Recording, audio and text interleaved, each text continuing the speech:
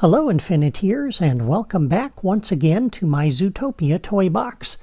Today I'm going to show you how to hook up the logic for the car chase. Now, I have shown you how to create car chases twice before.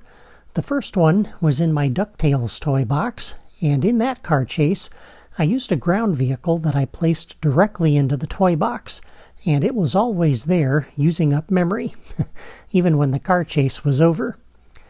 In my Age of Ultron toy box, I showed another way to make a car chase using the vehicle summoner, which helps save memory. And I also added a cannon to it so that it shot back while you were chasing it. And I have received a lot of compliments on that second car chase, but I also received a number of questions from people who want to customize that car chase for their own toy boxes. One of the questions involves the vehicle summoner, and the fact that the Path's Auto Start Objects property has to be on in order for that to work. And the problem is that as soon as you generate the vehicle, it automatically starts moving along the path. And some people want to know if there's a way to generate the vehicle so that it's parked until you're ready for it to move. Now, the second question that I am occasionally asked is if there's a way to set it up so that players have to ram the vehicle instead of shooting at it. Maybe they want to create a bumper cars game or a demolition derby or something. So for my Zootopia toy box, I created another car chase to address both of those questions, and I will show you how to generate the vehicle so that it's parked until you tell it to move, and how to set it up so you have to ram it. Now, once again, to save a little bit of time, I have placed all the toys that we're going to need. So let me start by showing you what I've done so far. And again, I also have logic diagrams for this episode on my blog that may help you connect these toys. And you might want to reference those diagrams as we go along. You'll find a link to the page on my blog in the video description. Alright, so the first thing we're going to need is a chase vehicle. And for that, I am using the Shield Emergency Vehicle out of the Ground Vehicles drawer. And I've placed a button over here that we might need, as well as a second button. This is the one we're going to use to kick off the mission. We have a logic gate, a dynamic trigger, a radar marker, a second logic gate, an effects generator, a distance checker, a counter, and a third logic gate. And then we have the vehicle summoner. This is out of the gameplay toys drawer, as well as the sound effect generator, another one, and that again is out of the gameplay toys drawer. And we have a repeater, an enemy wave generator, we have a locator, which we're going to move this later, but for right now we're leaving it here. And then we have another locator sitting out here in front of this door. And our path, which I have dropped here. And let me show you the path points and where they are placed. So the path, I dropped it here and then I created the points in that direction. So the first point is right here, just one nudge past it. The second point is right here in front of that door. The third point, or the next point, is at this spot on the intersection. I'll try to give you a look at this from every angle so that you can see where to place it. Feel free to pause the video along the way. Next point is up here by the railway station. The next point is right here. The next point is right over here. And then we have one in the middle of the street down here.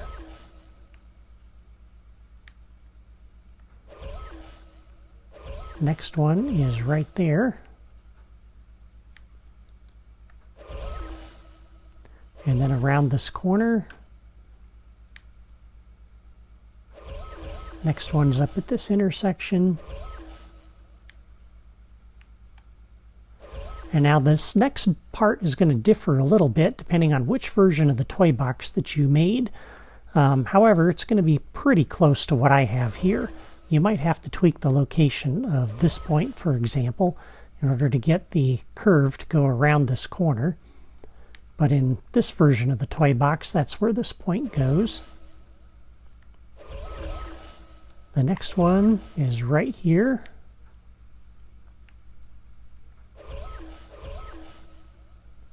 And then we have one right here.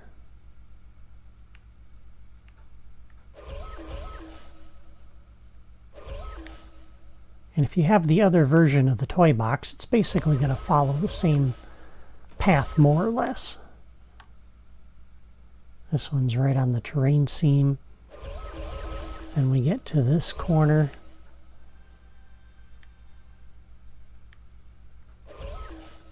Next one is right over here. And the last one is right here, by the corner of that building.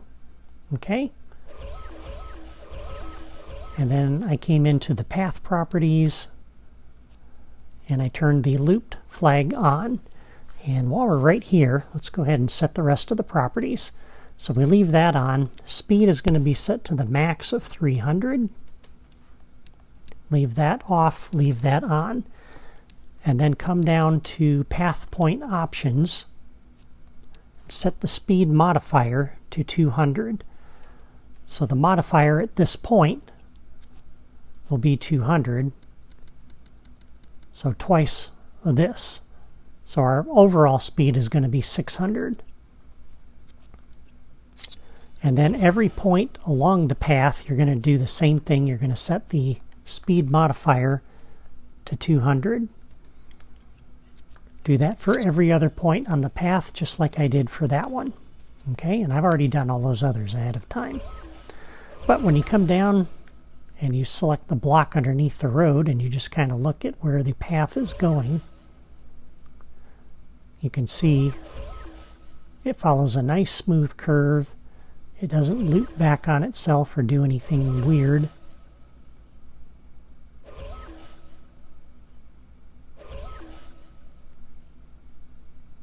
And this is what you want. And again, if you're building the other version of the toy box that has Tundra Town and the Rainforest District, this straightaway here is going to be longer. So you may have to tweak the location of this point in order to get the curve to go around the road like that, or similar to that, to keep the car on the road. But you can see it goes right straight down this road, and then around the corner, and then it lines up going straight along this section of road. So that's what you want. You don't want any weird loops or anything in your path. All right, let's go ahead and start hooking things up here, and we'll begin by setting up the properties, I guess. Now there's 3 phases to this this mission. The first phase is the setup, which is going to put the car out here on the path, sitting at this point and waiting for the player to come over. The second phase, once the player comes over, is the chase itself. The car will take off, the player has to hop in their car, and they have to ram the other vehicle 3 times to bring it to a stop. The third phase is when the enemies jump out after the car has been disabled, and the player has to defeat them. So for the first phase, we have these toys, mainly. These toys really govern the second phase, and the enemy wave generator governs the third phase. So that's kind of why I have them divided up the way I do. But let's go ahead and connect these things to what they need to be connected to. So the dynamic trigger, we're going to connect that up to our locator.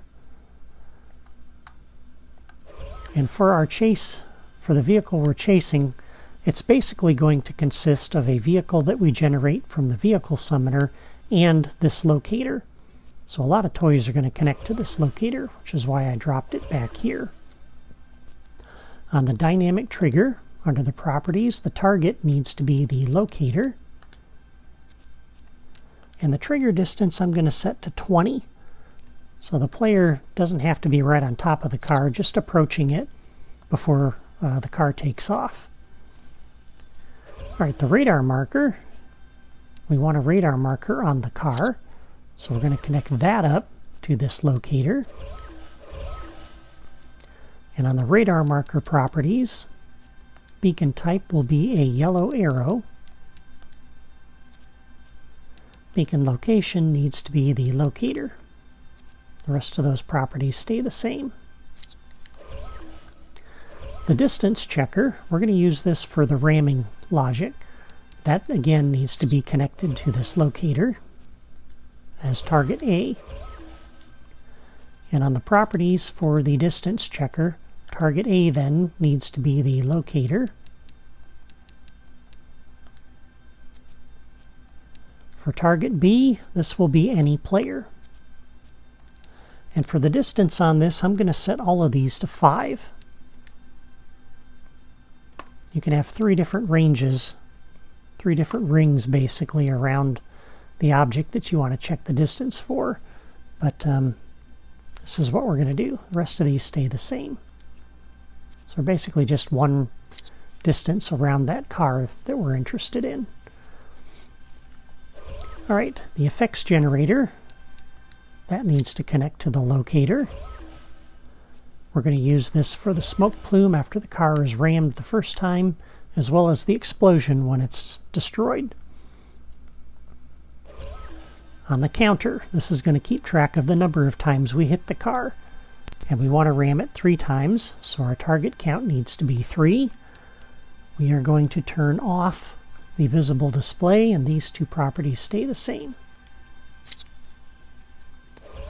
On the vehicle summoner, the properties for that,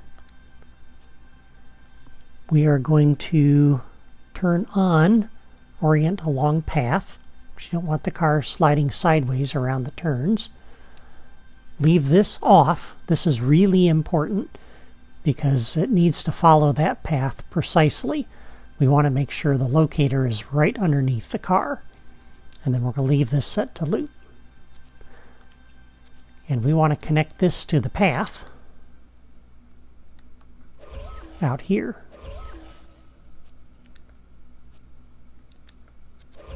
Okay. When we generate the vehicle, we want it to follow that path. On the enemy wave generator, I've already set the wave to be 4 rhino guards. They're the ones who are going to be in the car. And on the properties, everything stays the same, but we're going to take the generation delay to 0. On the sound effect generator, this is going to be for the alarm. So we're going to use this and the repeater the same way that we did before. Make sure you leave these properties set the way they are by default. And on the repeater, again, we'll set the rate to 3 seconds. Okay, and that is all of the properties. Now eventually we're going to connect this up to the path as well, but we're going to leave it set the way it is for right now and leave it right here. Okay, oh, and the enemy wave generator needs to connect up to that locator also.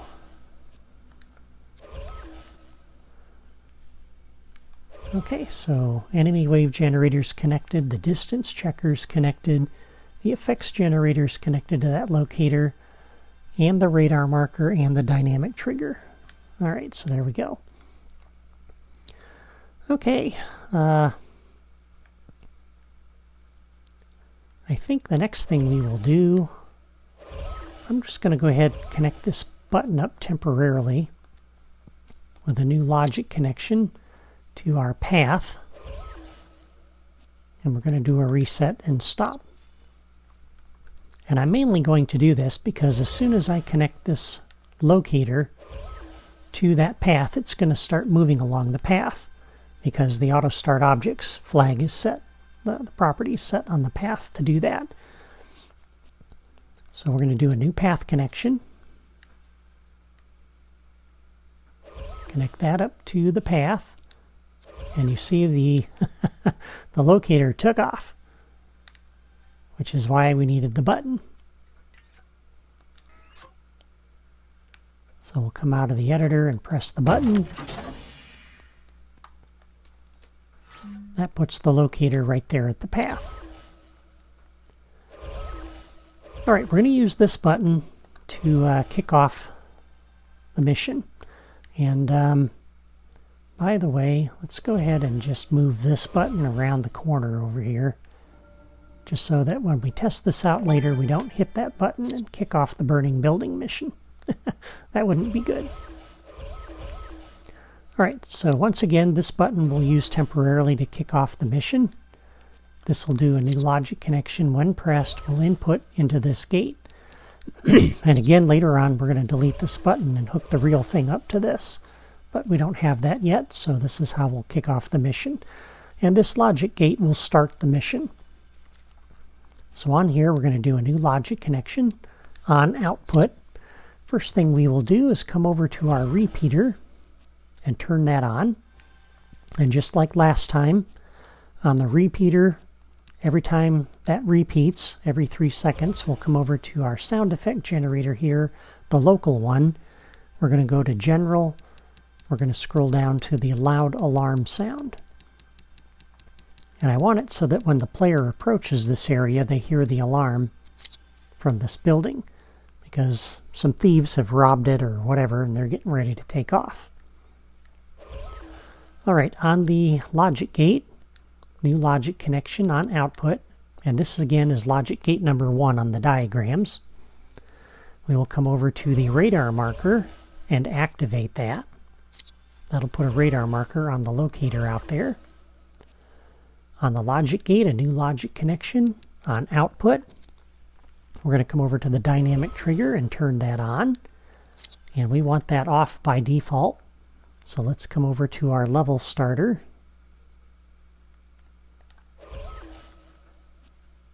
We'll do a new logic connection on catalyze.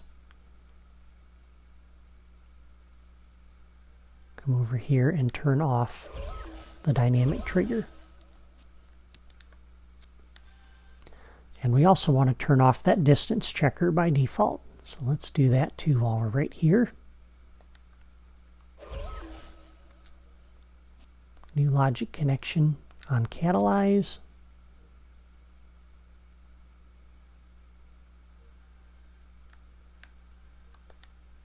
Turn off the distance checker.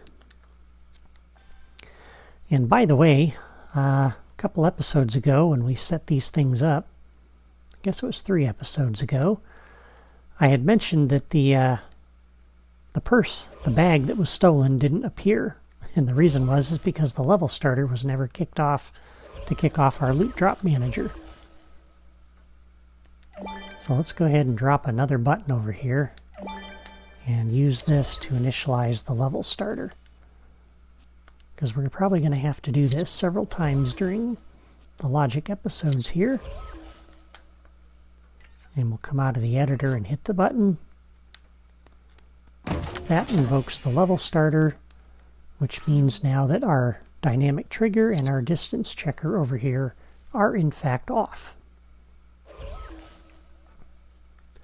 Okay, on the logic gate number 1, a new logic connection on output.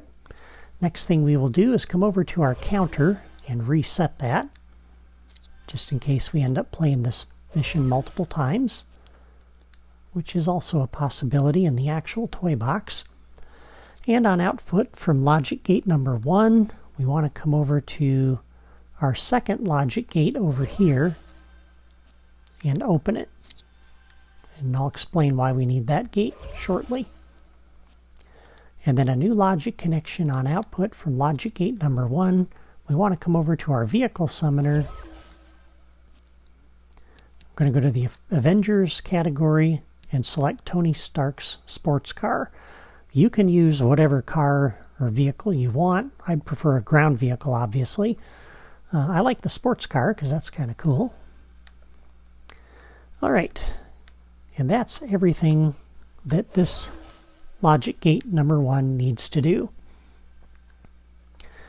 So when we push the button and it generates the vehicle is automatically going to start moving along the path. And again, the question that was asked is how can we make the vehicle not move along that path? We want it to be parked until we want it to move.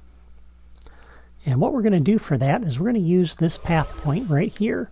I dropped it immediately after this.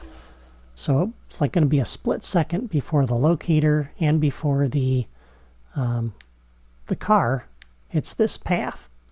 And on this path point, we want to stop and basically do a reset stop on the path. Okay?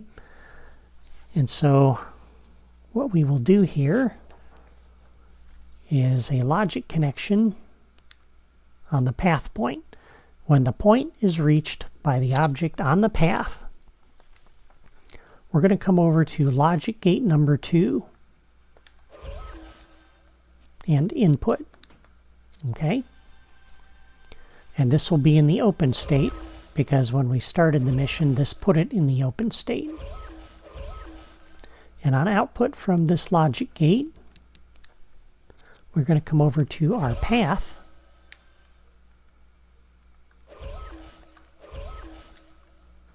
And we're going to do a reset and stop. Okay? So the car, when it's generated, will immediately start moving along the path. It'll hit this point immediately and then be put right back here at the start of the path, and it'll be stopped. All right? And that's perfect. Now on the path, we're going to do a new logic connection. When this is reset and stopped, we want to come over here to our logic gate number 2 and close it, because we only want to do this once. Once the car chase begins, we want the car to go past that point. And so when we do tell the car to move, it's going to hit that point. And again, it's going to try to go through this logic gate. And at that point, we want this closed so that it will not come back around to the path and do another reset and stop. Okay? So hopefully that makes sense. This logic gate is basically ensuring that we only do this stop the first time when the car is generated. Okay? All right. Now, the next part of this is going to get kicked off. Phase 2 gets kicked off when the player approaches the car, which is parked out in front of the building. So on this dynamic trigger, we'll do a new logic connection when entered by player any. We're going to do two things. We're going to turn on the distance checker, and this is going to handle the next phase of this for the ramming. And on the dynamic trigger, a new logic connection when entered by player any. We want to come over to the path and start the car moving along the path. So on the path, we'll do a reset and play. That will start the car moving and the locator, and they're both moving at the same speed. They'll move together. Okay? And we only want to do this once. So on the path, a new logic connection when reset and played. We'll come back over to our dynamic trigger and we'll turn that off. Okay, and that is phase 1.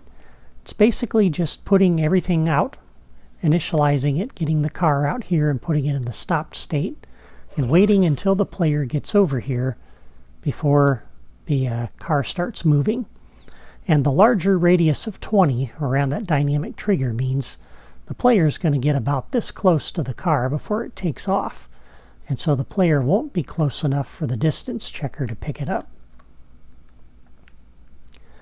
Okay, now on to phase 2. And phase 2 is the actual car chase. So on phase 2, let me grab my diagram here. Got a lot of papers. Okay, so in phase 2, the player is going to chase after the car, and it has to hit the player has to hit the car 3 times, and that's all governed by the distance checker and the counter. So on the distance checker, we're going to do a new logic connection. When the targets come within distance 1, okay, we're going to do 3 things. First is we're going to increment the counter by 1. So every time we come within that distance of 5, we have another hit. Second thing the distance checker will do is when the targets come within distance 1, we're going to kick off the effects generator and generate the smoke plume. So we're going to play looped out of the smoke category, the smoke plume.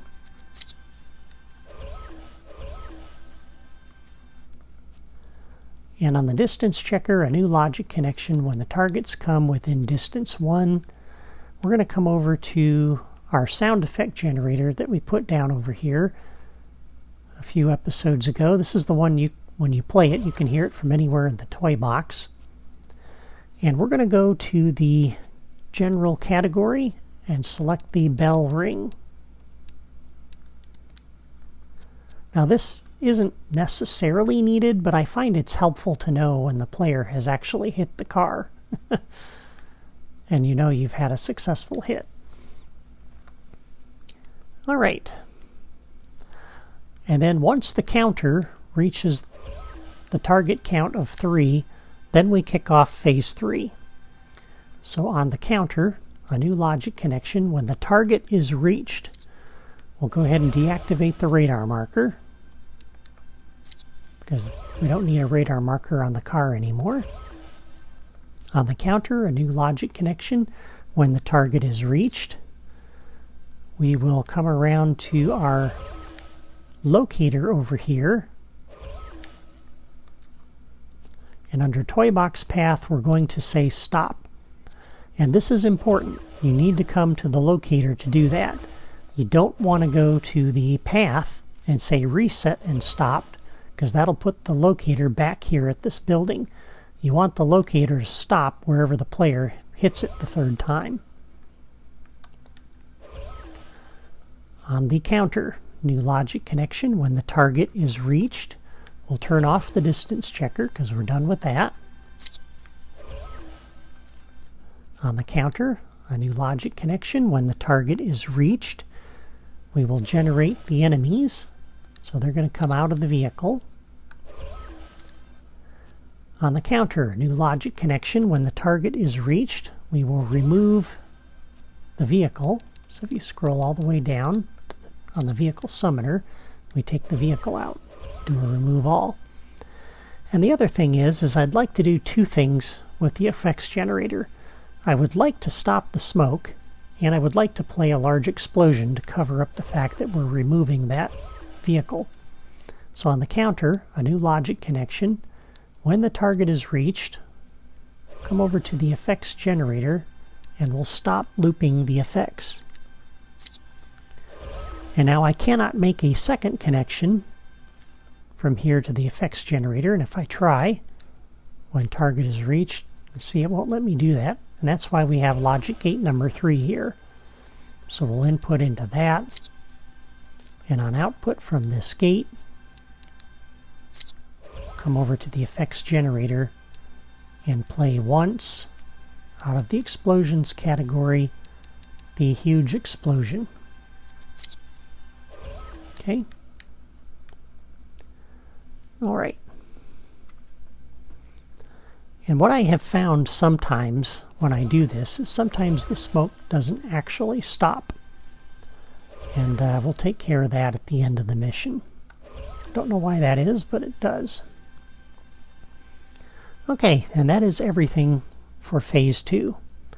And the last phase is the player battling the enemies, and we know that's done when the enemy wave is defeated. So on our enemy wave generator, we'll do a new logic connection. When the wave is defeated,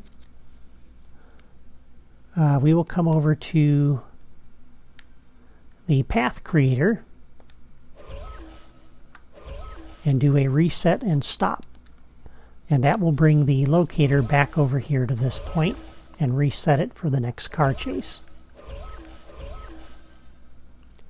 On the enemy wave generator, new logic connection. When the wave is defeated, we will turn off the repeater because we don't need the alarm anymore. Mission's over. On the enemy wave generator, a new logic connection. When the wave is defeated, we'll come over to the effects generator and stop looping the effects. This will make sure that the smoke is turned off. And two more things. On the enemy wave generator, when the wave is defeated, we will come over to our action enforcer and we'll have all the players celebrate.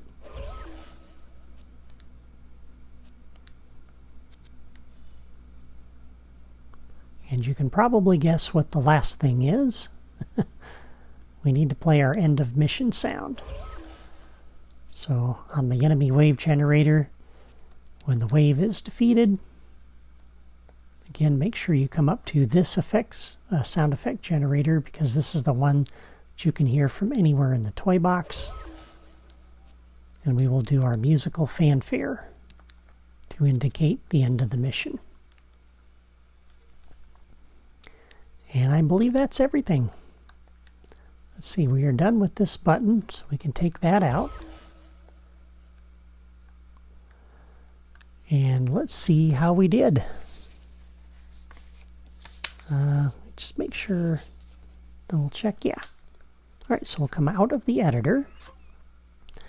And this is an improvement, by the way, that I made over the original one. Instead of the distance checker in the playthrough video, I was actually using a second dynamic trigger. And so you had to hang next to the car for a period of time before it would actually register a hit. The distance checker will fix that. Okay, so we have our alarm. There's the getaway car, and as we try to approach, off it goes. So we will hop in our pursuit vehicle, take off after it.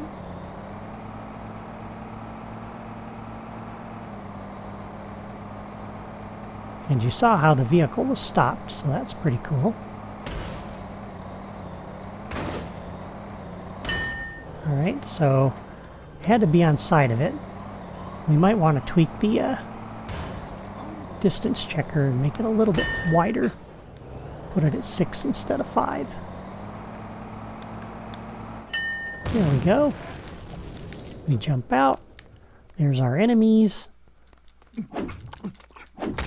And you can see the smoke is still going.